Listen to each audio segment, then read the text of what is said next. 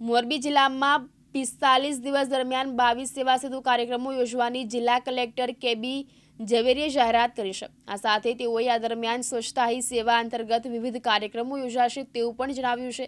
આ અંગેની વિગતો આપતા જિલ્લા કલેક્ટર કેબી ઝવેરીએ જણાવ્યું કે મોરબી જિલ્લામાં 17 સપ્ટેમ્બરથી 31 ઓક્ટોબર આ 45 દિવસ દરમિયાન સેવા સેતુના 22 કાર્યક્રમો કરવામાં આવશે, જેમાં દરેક તાલુકામાં 3 અને નગરપાલિકાઓમાં 7 કાર્યક્રમ થશે।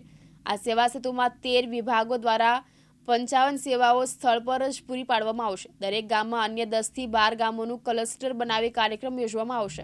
તારીખ 17/9/2024 મોરબી જિલ્લા અને મોરબી શહેરમાં સેવા સેતુનો કાર્યક્રમ શરૂ થઈ રહ્યો છે। તારીખ 17 તારીખે આપણા દરેક તાલુકામાં અને દરેક નગરપાલિકામાં પ્રથમ પ્રોગ્રામ થશે, જેમાં પદાધિકારીશ્રીની ઉપસ્થિતિ રહેશે।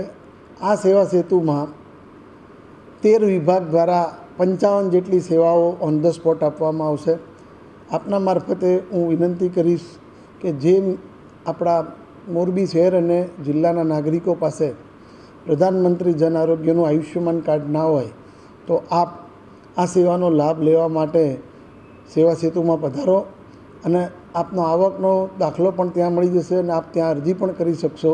અને જે કેન્દ્ર સરકાર અને રાજ્ય સરકાર આપને જે જૂનું મા કાર્ડ હતું એમ આ આયુષ્યમાન કાર્ડ મારફતે જ્યારે આપના ફેમિલીમાં કોઈકને અચાનક બીમારી આવે તો એનો જે લાભ મળવાપાત્ર છે અને આપ જો એ કેટેગરીમાં આવતા હશો આવકની મર્યાદામાં તો આપને આ કાર્ડ આપવામાં આવશે।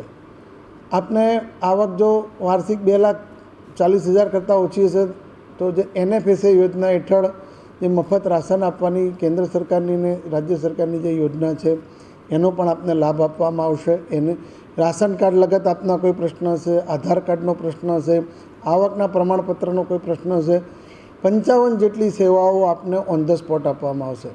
તારીખ 17મી સપ્ટેમ્બરથી 31 ઓક્ટોબર સુધી મોરબી શહેર અને જિલ્લામાં થઈને કુલ 22 જેટલા સેવા સેતુના કાર્યક્રમ થશે। દરેક કાર્યક્રમમાં ઉચ્ચ અધિકારીઓ હાજર રહેશે અને આપણા જિલ્લાના પદાધિકારીઓ, MLA શ્રી, MP શ્રી અને જિલ્લા પંચાયતના પ્રમુખ શ્રી તે એ પદાધિકારીઓ પણ ઉપસ્થિત રહેશે અને સરપંચ જે તે ગામના 8 થી 10 થી 12 ગામ જેટલા જે ક્લસ્ટર બનાવીને સરપંચ શ્રી પણ હાજર રહેશે અને પ્રજાને લગતા જે પણ પ્રશ્નો છે એનો નિકાલ કરવા અમે પ્રયત્ન કરશું।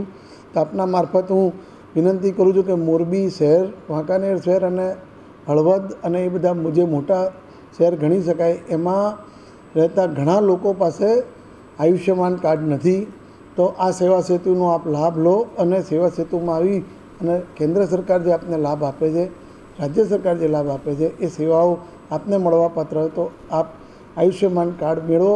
જ્યારે કોઈ બીમાર થાય છે ને તાત્કાલિક એમને 1 કે 2 દિવસમાં દોડવું પડે છે એની જગ્યાએ આપ સેવા સેતુમાં આવીને લાભ મેળવી શકો છો।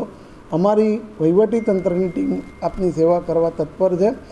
સવારે 9થી સાંજે 5 સુધી વિવિધ તારીખો જે આપને મીડિયામાં પ્રસિદ્ધ કરવામાં આવશે એમાં સ્થળ અને તારીખે આપ જઈ અને આપ એ સેવાનો લાભ મેળવી શકો। દેવ સનાળિયા સાથે કેમેરામેન જયેશ બોખાણી, દિવ્યાંગ ન્યૂઝ મોરબી।